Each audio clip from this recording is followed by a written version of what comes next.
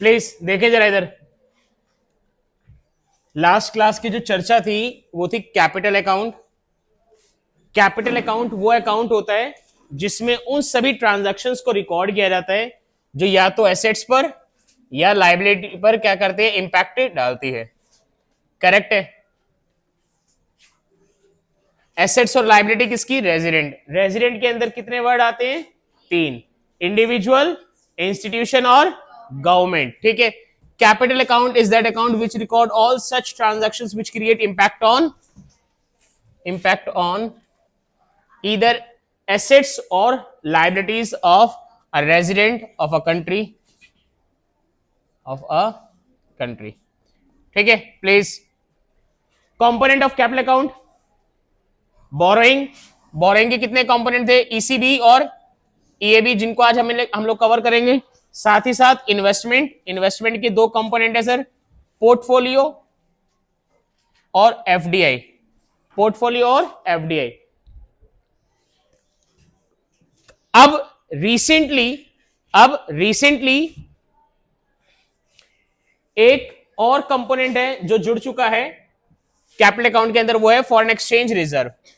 मैंने आपको 1 नवंबर का डेटा लिखवाया हुआ है कि भारत के पास लगभग ऑन एन एवरेज कितने फॉरेन रिजर्व रखे हुए हैं? 682 बिलियन डॉलर। 682 billion dollar. ठीक है, ये 6 बच्चे यहीं लगा लो। 682 बिलियन डॉलर। ठीक है, ये फॉरेन करेंसी रखी हुई है। 1991 में 7 बिलियन डॉलर का हमारे को मजबूरन लोन लेना पड़ गया था, और आज हमारे पास इतने सरप्लस है कि हमारे पास 682 बिलियन डॉलर फॉरेन रिजर्व में रखा हुआ है, जो हमारा कैपिटल अकाउंट का तीसरा कंपोनेंट है। आज हमारी जो क्लास शुरू होगी उसके मेन टॉपिक रहेंगे ईसीबी, ईएबी, पोर्टफोलियो इन्वेस्टमेंट और एफडीआई। ठीक है जी, तो शुरू कर रहे हैं क्लास को।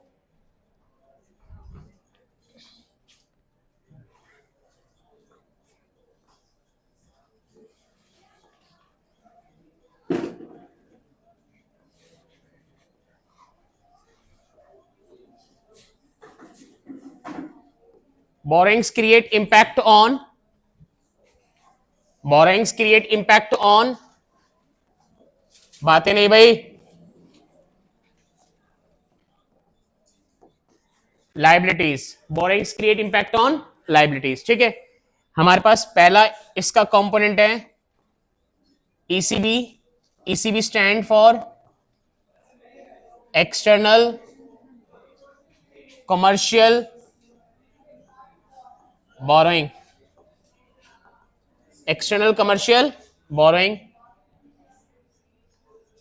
जबकि दूसरे एंड पर ईएबी है, ईएबी एक्सटर्नल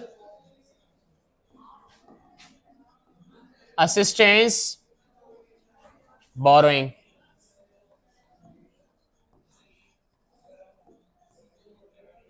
ठीक है जी। अब यहां पे जितने भी स्टूडेंट्स बैठे वो जरा समझेंगे।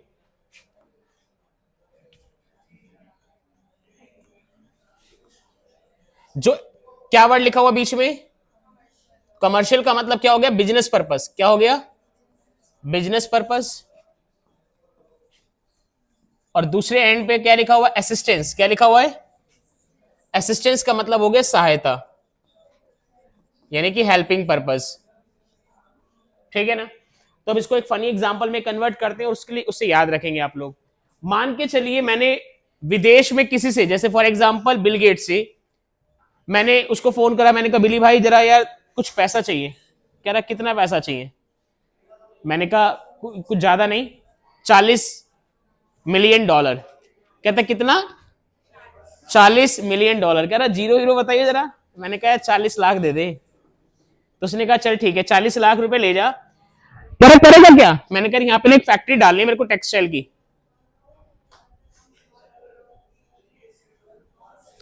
हो जाओ सेटल हो जाओ तसल्ली से पढ़ाएं, क्योंकि मेरा भी ध्यान भंग होगा वरना।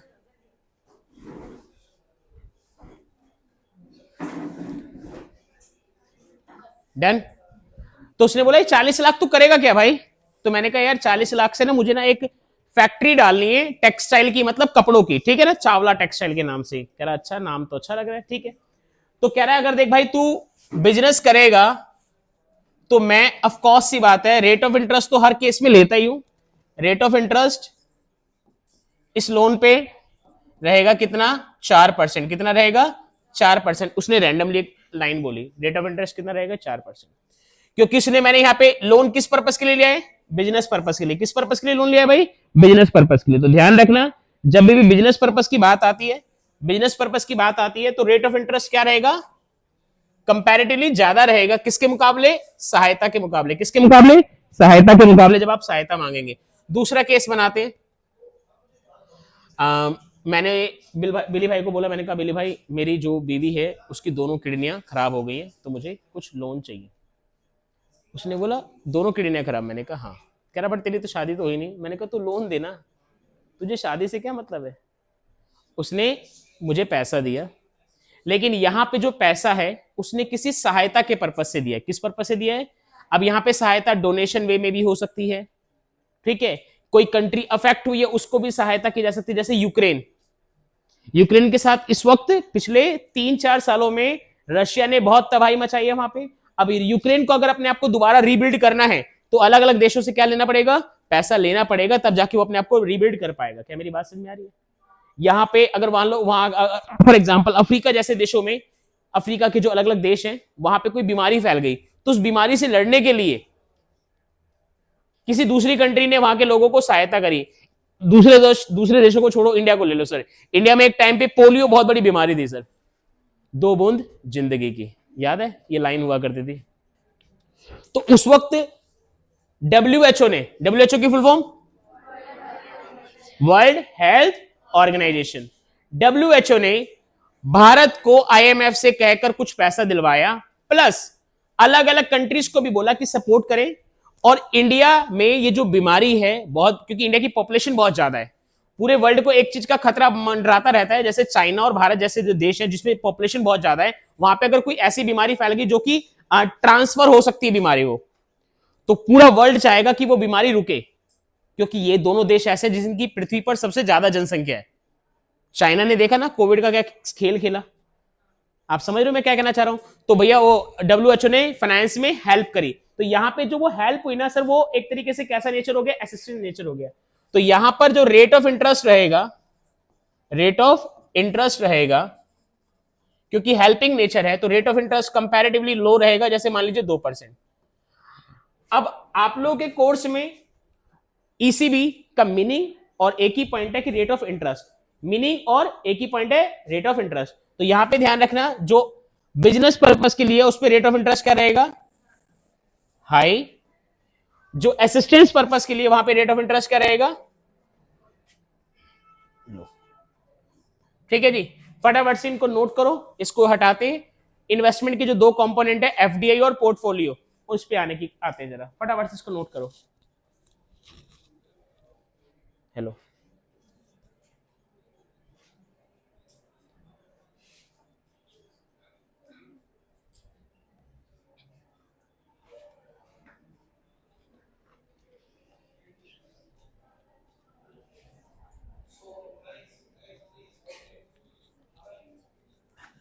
फैन चालू कर दूं, ये चलेगा पूरी स्पीड में भाई फिर, अगर चालू करना है तो। और जिसको लग रहा है कि नहीं तो थोड़ा आप लोग आगे पीछे होके बैठो, जिससे कि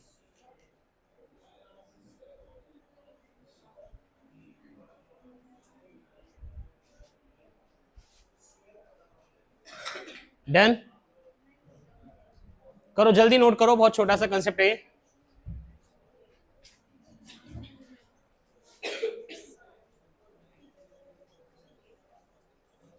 अगर बाई चांस ये डिफरेंस में आ जाए, डिफरेंस में आ जाए, ऐसे अभी तक कभी आया नहीं है 12-13 सालों के मेरे करियर में, बट स्टिल मैं मान के चलता हूं आ जाए, तो आप लोग ध्यान रखना ECB is that borrowing which is taken from outside या rest of the world for, simple line लिखोगे, EAB is that borrowing which is taken from outside या rest of the world for assistance purpose, for assistance purpose। ठीक है जी, ये ध्यान रखना है। उसके बाद rate of interest on ECB generally high, rate of interest on EAB generally लो। ठीक है, 2 पॉइंट आप लोग ध्यान रखना। तीसरा पॉइंट एग्जाम्पल का बना सकते हो।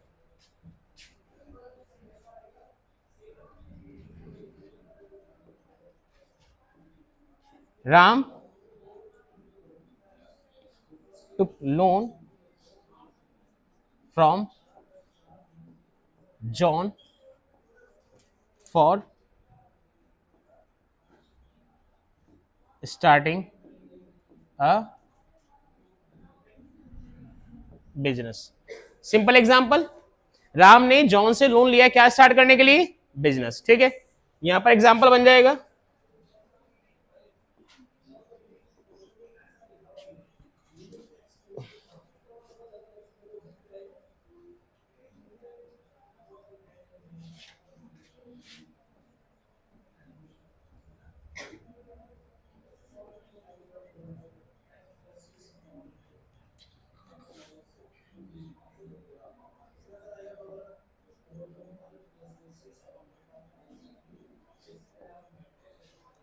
मेडिकल इमरजेंसी के लिए लोन लिया गया, तो ठीक है जी। तो ये बहुत सिंपल सी चीजें हैं, ध्यान रखना कि यहाँ पे मार्क्स ना कट जाएं।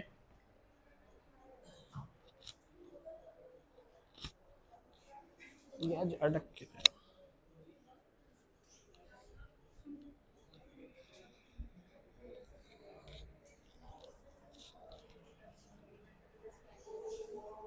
डन। ठीक है, अब अपने पास हेडिंग है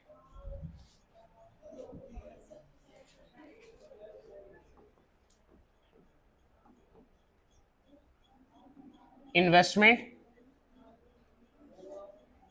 इन्वेस्टमेंट, बातें मत करो गर्ल्स, बाहर चले जाओ अगर ज्यादा आपको अर्जेंट है तो। It creates impact on assets. ठीक है, इन्वेस्टमेंट का सीधा सा लॉजिक किसके साथ कनेक्ट होता है? एसेट्स के साथ। ठीक है जी।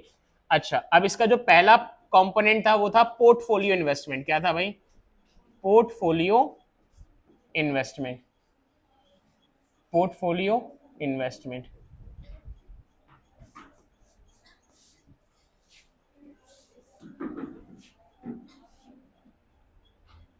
ठीक है, ध्यान से देखेंगे जरा सब जने पोर्टफोलियो इन्वेस्टमेंट को।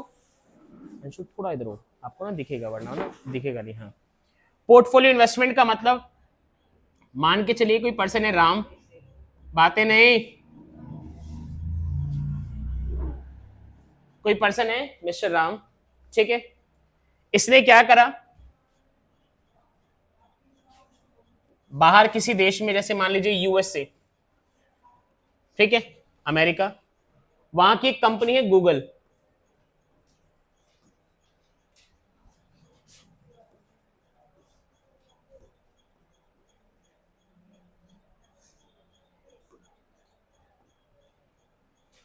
उस कंपनी की क्या परचेस करे? शेयर्स परचेस करे। क्या परचेस करे? शेयर्स। अब उस कंपनी का जो उस कंपनी के जो शेयर्स हैं वो ओनरशिप किसके नाम पे चली गई?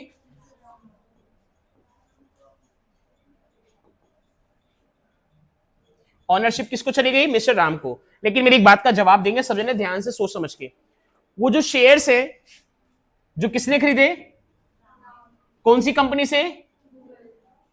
उन शेयर्स पे आपको पता होना चाहिए, सब बच्चे जितने भी यहां पे बैठे हैं आपको सबको पता होना चाहिए, जो शेयर्स होते हैं ना उन पे डिविडेंड मिलता है। क्या मिलता है? डिविडेंड, रेट ऑफ रिटर्न मिलता है। ठीक है, क्या मिलता है? डिविडेंड मिलता है, रेट ऑफ रिटर्न मिलता है।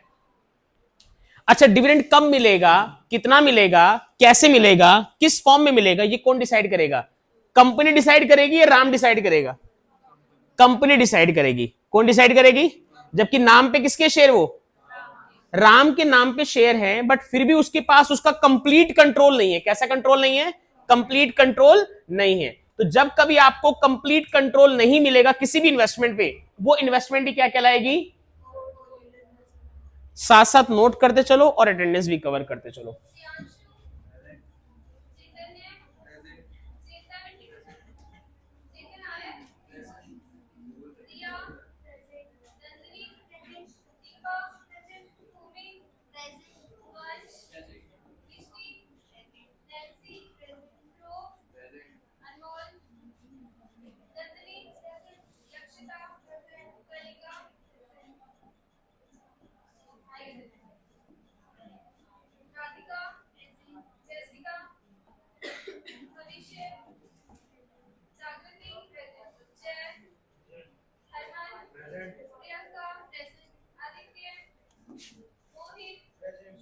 बात नहीं।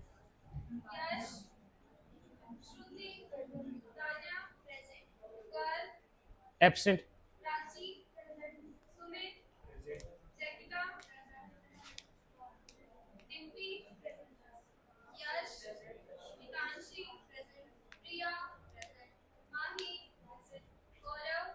एब्सेंट।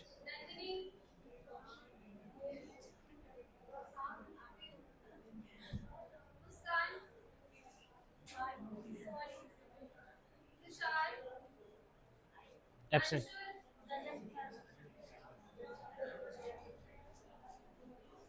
प्लीज देखो जरा जरा, मैंने लाइन के लिखी है, बट राम डजंट गेट यहाँ पे। चलो ठीक है, जो भी है इतनी इंग्लिश चलेगी। फुल कंट्रोल ओवर सच इन्वेस्टमेंट, फुल कंट्रोल ओवर सच इन्वेस्टमेंट। अब अगर कभी कोई इस प्रकार की इन्वेस्टमेंट होती है, ध्यान से सुनना, अब जो नेम इसका आ रहा है, इस प्रकार की जो इन्वेस्टमेंट होती है ना, उसको कहा जाता है कि राम को, जैसे कोई भी, यानी कि राम मतलब कोई रेजिडेंट है, उसको कैसा कंट्रोल मिल रहा है? पार्शियल कंट्रोल मिल रहा है। कैसा कंट्रोल मिल रहा है? फुल कंट्रोल होता तो ये बोलता मैं कि इस शेयर को कब खरीदना है, कब बेचना है, क्या कितना डिविडेंड मिलेगा, कब मिलेगा, वो सारा कंट्रोल किसके हाथ में होता है? राम के हाथ में। लेकिन डिविडेंड, जिसको मैं रिटर्न्स बोल रहा हूं किस इन्वेस्टमेंट पे, कब मिलेगा, कितना मिलेगा, कैसे मिलेगा, किस फॉर्म में मिलेगा, ये सब कौन डिसाइड करेगी? कंपनी डिसाइड करेगी। कौन डिसाइड करेगी? जबकि ओनरशिप किसके हाथ में है? फिर भी डिसाइड कौन कर रहा है? कंपनी। तो मैं क्या कहूंगा, राम के पास कैसा कंट्रोल नहीं आया? फुल कंट्रोल नहीं आया। तो सर फुल कंट्रोल नहीं आया तो फिर क्या बोलेंगे इसको? सर इसको बोलेंगे राम को सिर्फ कैसा कंट्रोल मिला है? Partial control.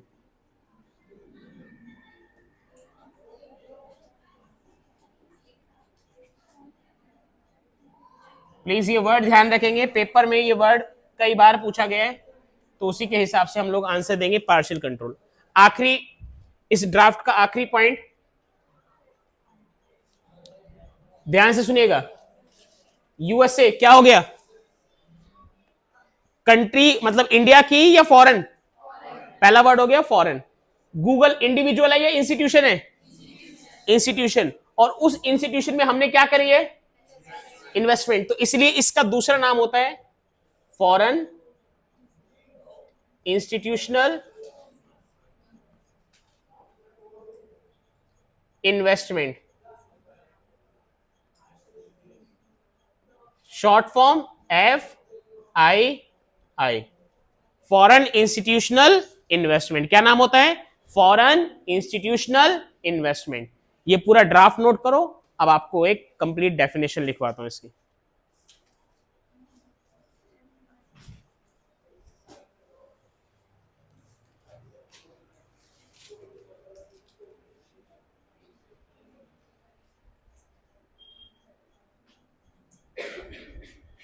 बोलूं?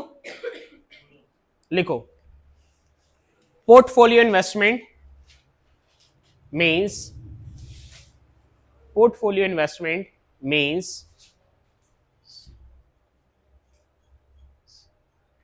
that investment, portfolio investment means that investment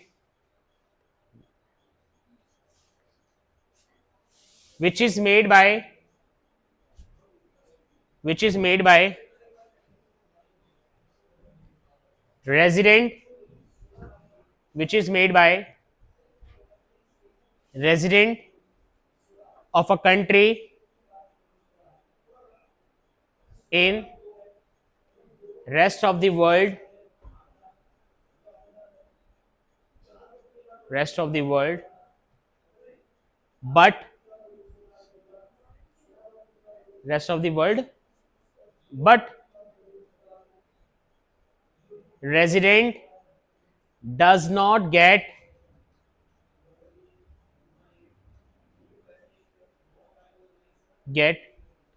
full control over such investment, full control over such investment,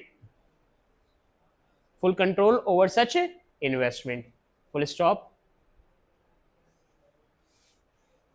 He will get, he will get only partial control, he will get only partial control over such investment, ठीक है, over सच investment, ठीक है। Example अगर इसका आ जाए तो क्या लिखोगे, एक एग्जाम्पल लिखो, purchase of shares, purchase of shares of foreign company, of foreign company, foreign company में कुछ भी नाम लिख दो, गूगल वगैरह कुछ भी जो आपको सही लगे।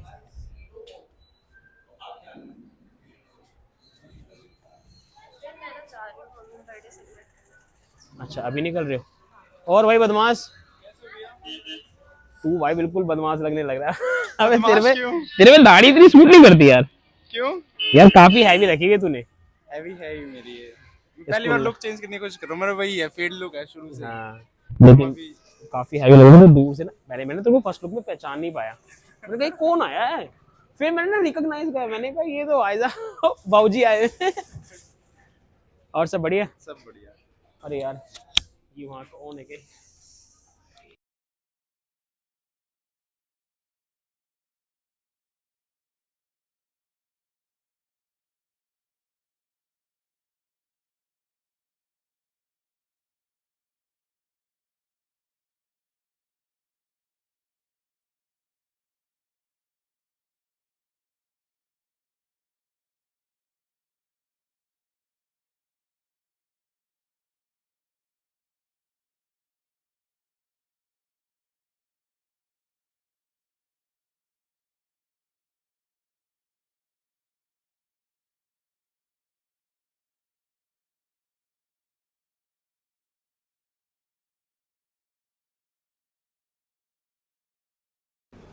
हेलो, आधी टेंशन तो उसको यही लगी रहती है। ठीक भाई, ये हो गया। अब आते जरा एफडीआई पर, किस पे आ रहे हैं भाई? FDI, foreign direct investment, foreign direct investment,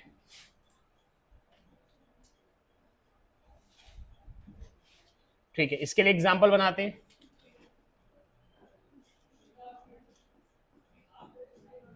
mister Ram जो कि इंडियन रेजिडेंट कहलाएंगे,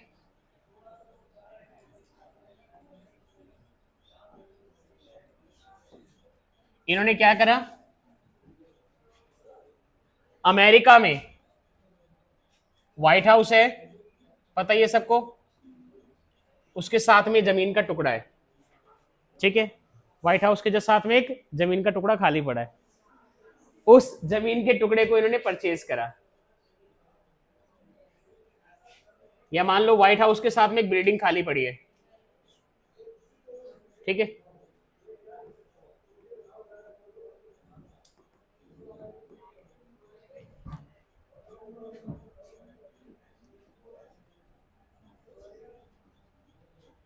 या तो लैंड या फिर क्या वर्ड यूज कर सकते हो, बिल्डिंग, दोनों में से कोई भी जो आपको बातें, नहीं जो भी आपको सही याद रहे। परचेज करिए जमीन। अब इस जमीन की जो कंप्लीट ऑनरशिप है, इस जमीन की जो कंप्लीट क्या है, ऑनरशिप है, वो किसके पास आ गई, राम के पास। अब समझिएगा इसका मतलब मैं क्या कहना चाह रहा हूं। अब राम इसको चाहे खाली रखे, चाहे रेंट पे दे, चाहे इसमें कोई फैक्ट्री खोले, चाहे इसको तुड़वा दे, चाहे इसमें आग लगा दे, कंप्लीट ऑनरशिप किसके हाथों में है, राम के हाथों में। तो जब अगर कोई व्यक्ति किसी कंट्री का है, वो दूसरी कंट्री में इन्वेस्टमेंट करे और उस कंट्री में जो उसने इन्वेस्टमेंट करी उसके ऊपर उसका कैसा कंट्रोल आ जाए, कैसा कंट्रोल आ जाए, डायरेक्ट कंट्रोल आ जाए। डायरेक्ट कंट्रोल का मतलब हो गया कंप्लीट कंट्रोल। कैसा कंट्रोल हो गया, कंप्लीट कंट्रोल, फुल कंट्रोल। तो वो इन्वेस्टमेंट क्या कहलाती है, बोलो भाई क्या कहलाती है, एफडीआई। तो यहां पे हम लिखेंगे राम को एक तरीके से क्या मिल जाएगा, फुल कंट्रोल।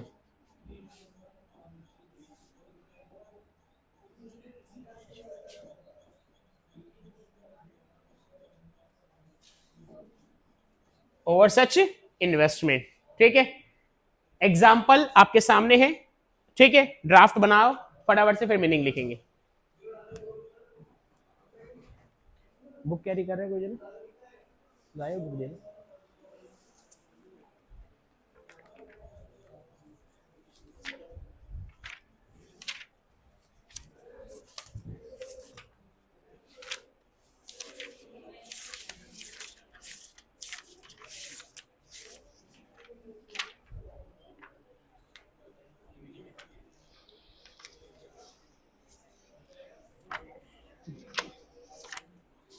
मेरे को ही नहीं मिल रहा बैलेंस ऑफ पेमेंट, इसमें है ही नहीं है।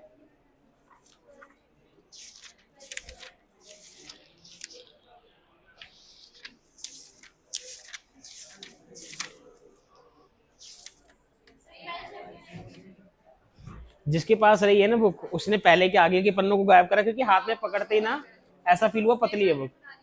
कोई और बुक है किसी के पास? लाओ दिखाओ, एक अलग वर्ड देखना है बस।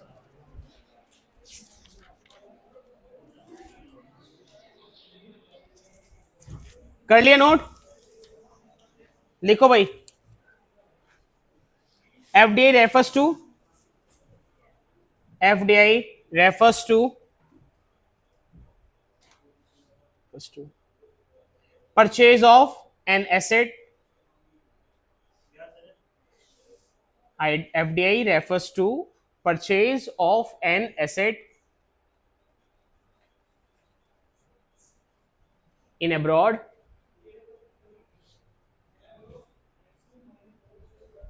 which gives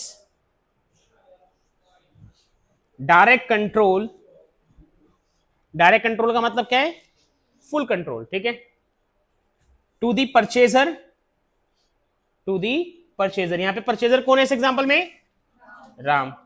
to the purchaser over such asset, over such asset, full stop.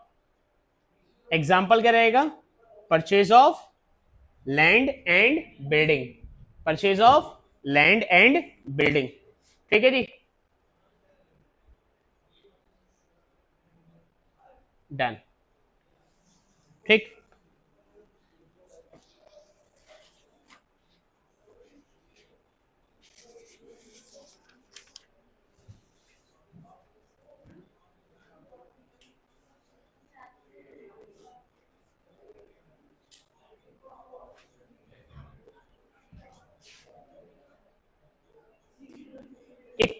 इसके लिए छोटी सी लाइन लिखो जरा प्लीज, बातें नहीं। दो कंपोनेंट हो गए ना, मतलब दो हो गए पार्ट, बोरिंग्स हो गया, इन्वेस्टमेंट हो गया। तीसरे नंबर डाल के, थर्ड पॉइंट डाल के ना हेडिंग डालो फॉरेन एक्सचेंज रिजर्व, उसमें एक लाइन लिख लो। सिर्फ एक ही लाइन लिखनी है, चाहे वो कहीं पर भी लिख दो, द फॉरेन एक्सचेंज रिजर्व, या वहीं लिख दो जहां पर आपने इसको थर्ड पॉइंट में लिखा हुआ है, बस एक ही लाइन है, ठीक है ना। तो जहां आपको सही कंफर्टेबल लगे वहां लिख दो, the foreign exchange reserves are the financial assets, foreign exchange reserve are financial assets of the government, of the government held in central bank, held in central bank, held in central bank, ठीक है जी।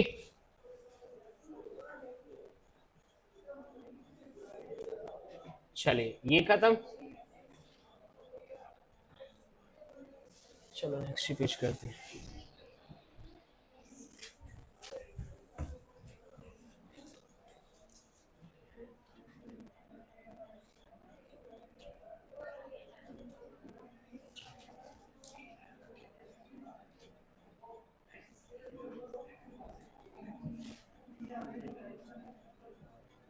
हाँ जी, capital account of BOP कितनी sides?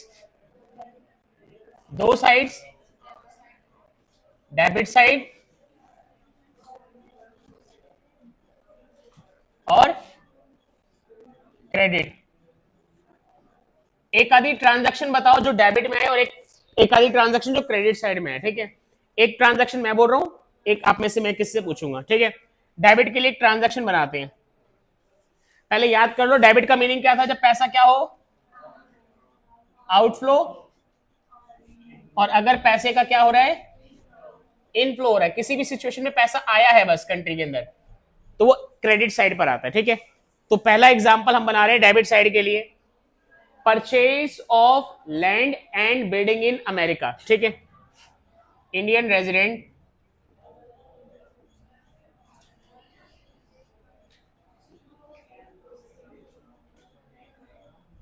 Purchase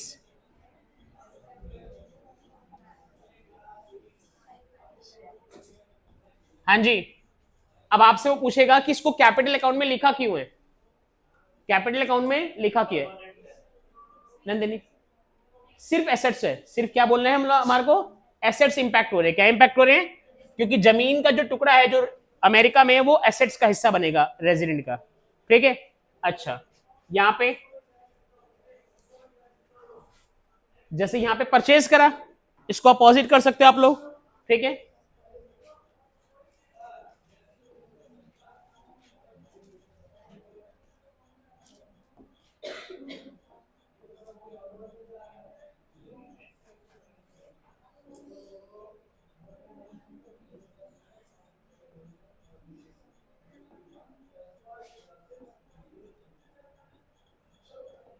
जो भी उसके पास USA के अंदर investment थी वो उसने क्या कर दी, सोल्ड कर दिया। जब ऐसा इन्वेस्टमेंट बेच दी तो पैसा आएगा, पैसा क्या होगा, आएगा, करेक्ट है।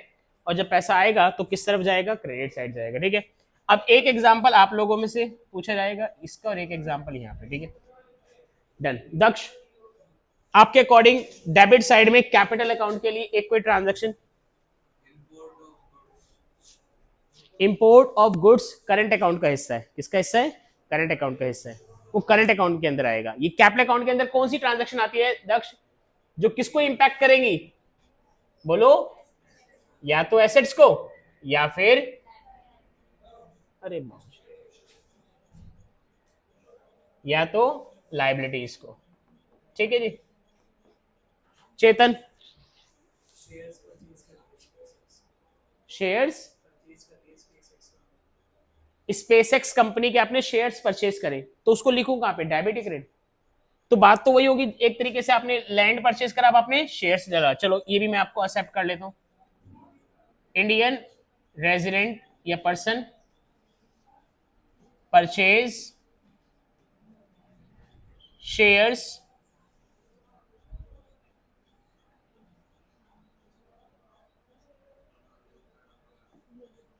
Purchase shares of SpaceX company. ठीक है, आप स्पेसएक्स नहीं याद हो, किसी को नहीं पता हो, सिंपल गूगल लिख लो, याद रखें। अब अगर आपने शेयर्स परचेज करे हैं, हाँ भाई, तो पैसा देना पड़ेगा, और पैसा देना पड़ेगा तो पैसे का क्या होगा, आउटफ्लो। लॉजिकल है, यहां पर इसका उल्टा एग्जांपल बन जाएगा, यहां पे क्या हो जाएगा, सोल्ड ऑफ, कहां ये मक्खी,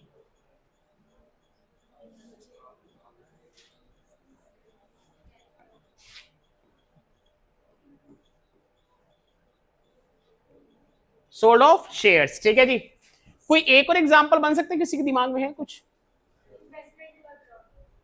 तो बच्चे वो तो यही हो गई ना, दोनों में इन्वेस्टमेंट ही तो है। बोरोइंग्स, क्या, बोरोइंग्स, बोरोइंग्स अगर आपने इंडिया ने दी है या ली है, पैसा लिया है या क्या बोलोगे, मतलब कंप्लीट सेंटेंस करो, फिर उसके बाद देखेंगे डेबिट में आएगा क्रेडिट में आएगा।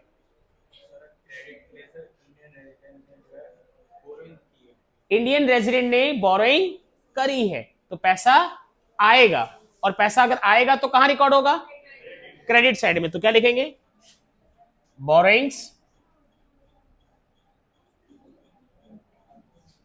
By Indian resident. तान्या, अब आप बोलो, आप कुछ कह रहे थे बीच में, मैंने आपको रोका, बोलो। यही पॉइंट बोल रहा था, आप इसका अपोजिट बना सकते हो, जब आपने उधार लिया है तो पैसा आया, वापस दोगे, रीपेमेंट करोगे, क्या करोगे, क्या करोगे, तो पैसा जाएगा ना, और लाइबिलिटी क्या हो जाएगी, कम हो जाएगी। लाइबिलिटीज क्या हो जाएगी, उधार लेने पर लाइबिलिटी क्या हो गई थी, बढ़ गई थी ना। अब रीपेमेंट करोगे तो यहां पे एग्जांपल में आएगा रीपेमेंट ऑफ लोन। ये एग्जांपल्स पिछले 3 साल में कई बार इस तरीके की ट्रांजैक्शंस आई है, तो ध्यान रखना वो आपसे पूछेगा कि बीओपी के कौन से अकाउंट में और किस साइड पर रिकॉर्ड होगा, तो डेबिट और क्रेडिट ध्यान रखना। कि यहाँ पे बात समझ में आई सबको। ये रैंडम एग्जांपल हमने लिए, उम्मीद करते हैं इनमें से कोई एक आधा एग्जांपल पेपर में आपको देखने को मिले तो हमारे को सही रहेगा। ठीक है, ये डन हो गया, कर लो नोट उसको, फिर अगली हेडिंग पे चलते हैं।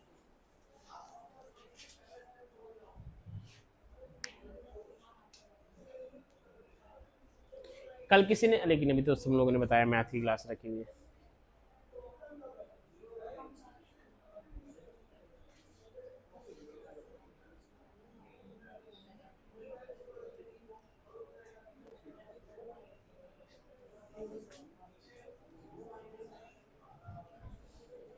कुछ कहना चाह रहे हो? कोशिश तो था कि रख लूं, लेकिन जिस तरीके का उन्होंने शेड्यूल बताया ना, फिर वो गड़बड़ है कहानी।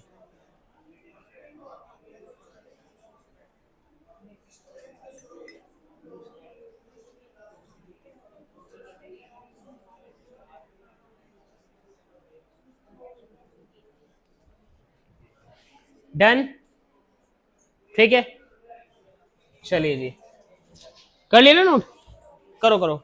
पेपर में जैसे चीटिंग मारते वैसे चलो हाथ तेजी से। मार्क्स पता लग गए, कितने खुश हो रहे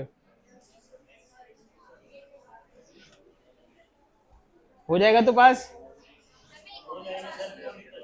हैं?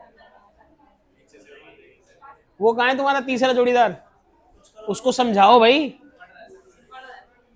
ऑनेस्टली उसको समझाओ। कहीं ना कहीं फ्रेंडशिप का मतलब ये भी होता है कि भैया इतना ज्यादा किसी में अगर गलत चीज नोटिस आ रही है उसको समझाओ। तुम्हारी फ्रेंडशिप है फिर। और कौन गायब है क्लास से? क्लास से और कोई गायब है? आज अनमोल और भविष्य गायब है, दो वो गायब है। कर लिए नोट? बोर्ड में सेटलमेंट, हाँ मई में हो जाएगी सेटलमेंट, सारे नंबरों की सब कुछ हो जाएगी सेटलमेंट। मई में सब कुछ अपने आप सेटलमेंट हो जाती है। हाँ तो वही सेटलमेंट है भाई, उसी को बोल रहा हूँ मैं, सब सेटलमेंट हो जाएगी। उससे पहले 19 मार्च से पहले पढ़े, बस वही सेटलमेंट है। और मेरे को तो हैरानी इस बात पे कि इन्होंने 22 मार्च को बीएसटी का पेपर दे दिया है और 22 फरवरी को बीएसटी का पेपर दे दिया। इतनी जल्दी पता नहीं इनको क्या थी। क्या नहीं हो जाने की बात नहीं, एक होता है ना कि एक टाइम पीरियड हमेशा से क्या होता है ना कि वो 22 के आसपास ना इंग्लिश का पेपर और 2 मार्च 4 मार्च या 5 मार्च के आसपास बीएसटी का पेपर। अब वो 10-15 दिन पहले दे दिया ना, तो कहीं ना कहीं क्या होता है ना कि फरवरी में ना पेपर यहाँ पे सेट नहीं होते माइंड में, मार्च ही पेपर के लिए सही है। कर लिया? ठीक है भाई, सुनो, बातें नहीं,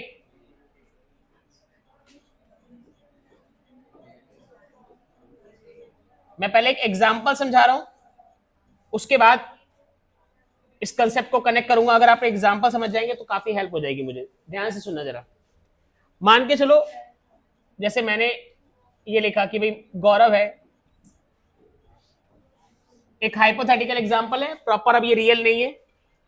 गौरव अपनी इनकम जनरेट करता है कहां से? एक टीचिंग से और एक स्पाइसेस के बिजनेस से। ठीक है जी, डन। ध्यान से सुनना क्योंकि अगली जो हेडिंग बनाऊंगा वो इसी के बेसिस पे बनाऊंगा। अभी जैसे मार्च आने वाला है, मार्च में हम लोग को टीचिंग से इनकम होती है, ये लॉस होता है? थोड़ा सोच के देखो, लॉस। क्योंकि जनरली क्या है, मार्च में रेंट जाएगा, हाँ सर जाएगा, रिसेप्शन की सैलरी जाएगी, काम वाले की सैलरी जाएगी, लेकिन मार्च में कोई भी बच्चा हमारे पास जनरली पढ़ाने के लिए नहीं होगा क्योंकि ऑलमोस्ट सबके पेपर चल रहे हैं और नया जो क्राउड आएगा वो आएगा लगभग 1 अप्रैल के आसपास से। क्लियर है? तो टीचिंग में उस टाइम पे मुझे क्या हो रहा है, मान के चलो लॉस। लेकिन इस लॉस को मैं रिकवर कर सकता हूं या सेट ऑफ कर सकता हूं या एडजस्ट कर सकता हूं अपने कौन से प्रॉफिट से, जो मुझे कहां से हो रहा है? स्पाइसेस के बिजनेस से। क्योंकि मैं कई बार ऐसा भी करता हूं जब मुझे इसमें लॉस हो रहा होता है ना, अब जैसे अक्टूबर और सितंबर और नवंबर होता है, अभी जैसे देख लो ना पूरा सेंटर भरा हुआ है सर, अर्निंग अच्छी खासी हो रही, प्रॉफिट अच्छा खासा होता है। तो अगर मैं स्पाइसेस के बिजनेस में बाय चांस लॉस भी गेन कर रहा हूं नवंबर में, सितंबर में, अक्टूबर में, तो वो मैं कहां से सेट ऑफ कर सकता हूं? टीचिंग से। यानी कि अगर मैं एक चीज बोलूं तो ये जो दोनों काम है, टीचिंग या स्पाइसेस का बिजनेस, ये दोनों एक ही थाली के, या एक थाली नहीं ऐसे बोल सकता हूं, ये मेरे ही दोनों पॉकेट हैं। अगर इस पॉकेट में कम है पैसा तो यहां से निकाल के इसमें एडजस्ट करा, और इसमें कम है तो यहां से निकाल के इसमें एडजस्ट करा। कुछ हिंट समझ में आ रहा है कि अगर आपके दोनों कंपोनेंट हैं तो एक में अगर लॉस हो रहे तो आप उसको किससे एडजस्ट कर सकते हो, और अगर दूसरे में लॉस हो रहा है तो उसको किससे एडजस्ट कर सकते हो, अगर पहले में प्रॉफिट हो रहा है तो। अल्टीमेट पर्पस क्या है कि दोनों को एडजस्ट करने का पर्पस क्या है कि क्या रखना, क्या रखना, और बीओपी की फुल फॉर्म ही क्या है कि पेमेंट में क्या बनाए रखना, बैलेंस बनाए रखना। पेमेंट में क्या बनाए रखना, बैलेंस बनाए रखना। करेक्ट है, ये एग्जांपल दिमाग में रखते हैं। अब मैं इस, हाँ जी, दोनों में लॉस हो गया तो कहीं ना कहीं मुझे उससे उधार लेना पड़ेगा, कहीं से उधार लेना पड़ेगा। फॉर एग्जांपल मान के चलो मुझे टीचिंग में भी लॉस है और स्पाइसेस में भी लॉस है। करेक्ट है जो आपने सिचुएशन बोली। अब ये दोनों का जो लॉस मर्ज होके बन गया सर, मान लीजिए 10 रुपए, तो ये 10 रुपए मुझे कहीं से उधार लेने पड़ेंगे, या विकास सर से मांगने पड़ेंगे, या घर वालों से मांगने पड़ेंगे, या फिर मेरे पास जो सेविंग्स रखी हुई है उसमें से निकालने पड़ेंगे। कुछ ना कुछ जुगाड़ करना पड़ेगा कि मैं इस 10 रुपए के लॉस को सेट अप करके वापस से कितना ला सकूं, 0। क्योंकि हेडिंग का नाम ही क्या है, बोलो, बैलेंस ऑफ पेमेंट। जय, आंसर मिला बात का, balance of payment. Yes, it's highly possible कि दोनों में लॉस भी हो जाए, दोनों में क्या आ जाए, नेगेटिव वैल्यू आ जाए। ठीक है ना, तो उसको सेटअप करने के लिए कहीं और से लोन लेना पड़ेगा। भारत सरकार लोन क्यों लेती है, सोचो ना, 1991 में लोन क्यों लिया था? कहीं ना कहीं हमारे को हर जगह से लॉस हो रहा था, डेफिसिट हो रहा था। क्या हो रहा था, डेफिसिट। ठीक है, तो अब इसको बनाते कंसेप्ट को जो आपकी बुक में है उसको,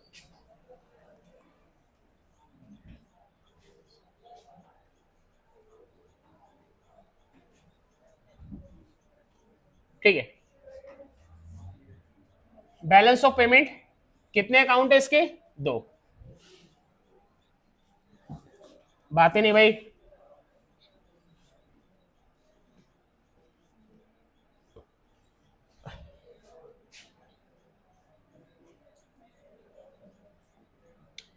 एक है करंट अकाउंट और एक है कैपिटल अकाउंट। ठीक है, अगर करंट अकाउंट के अंदर मान के चलिए आपको डेफिसिट नजर आ रहा है, क्या नजर आ रहा है,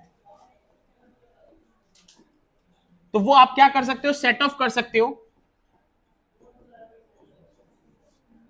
क्या कर सकते हो, सेट ऑफ कर सकते हो कैपिटल अकाउंट के किसके साथ, कैपिटल अकाउंट के किसके साथ है, सरप्लस के साथ। और अगर बाई चांस करंट अकाउंट में सरप्लस है और कैपिटल अकाउंट में क्या है, बोलो, डेफिसिट है,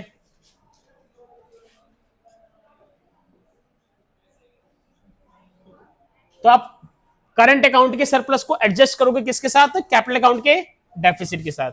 अल्टीमेट पर्पस क्या है, क्या मेंटेन करना,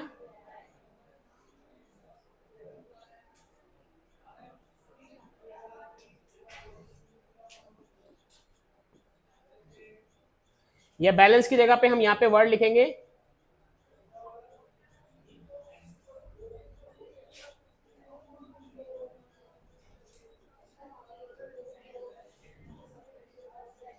क्या वर्ड लिखा हुआ है, इक्विलिब्रियम। क्या वर्ड लिखा भाई, इक्विलिब्रियम। अच्छा, कॉमर्स वालों याद करो, वैसे सब जने याद करें, सिर्फ कॉमर्स ही नहीं। मैंने लिखवाया था कि जो बैलेंस ऑफ पेमेंट है वो वर्क करता है किस सिस्टम पे, डबल एंट्री सिस्टम पे वर्क करता है। किस पे वर्क करता है, और डबल एंट्री सिस्टम पे वर्क कर रहा है तो इसका मतलब इसका इंपैक्ट दो जगह आ रहा है। अगर यहां से 500 रुपए गए हैं, माइनस हुए, तो कहीं 500 रुपए का कुछ सामान आया होगा, तो इसलिए दोनों साइड्स क्या होंगी, बराबर होंगी। जो कॉमर्स वाले बैठे हैं तुम्हारी लैंग्वेज में, अकाउंटिंग की लैंग्वेज में इसको ट्रायल बैलेंस बोलते हैं। क्या बोलते हैं, ये ध्यान रखना सब जने लिखो। ये ऊपर ऊपर का जो हिस्सा होता है ना नोटबुक का, वहां पे नोट डाल के लिखो कि balance of payment can also called trial balance. Balance of payment can also called trial balance. Trial balance